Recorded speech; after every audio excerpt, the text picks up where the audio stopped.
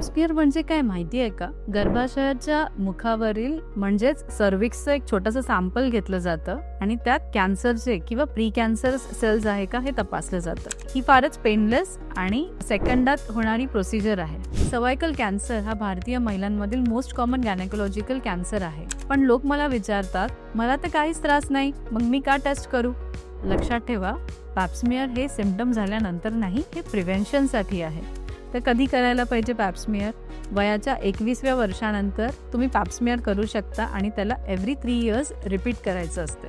जर तुम्ही पॅप्समियर सोबत HPV DNA ही ॲडव्हान्स टेस्ट केली तर तुम्हाला ही टेस्ट एव्हरी 5 इयरली करायची आहे. सर्व्हायकल कॅन्सर हा असा कॅन्सर आहे जो टाळता येऊ शकतो, पण फक्त तुम्ही टेस्ट केल्यास. त्यामुळे आजच टेस्ट करा आणि स्वतःचं फ्युचर सिक्युअर करा. आणि अशा माहितीसाठी आम्हाला फॉलो करा.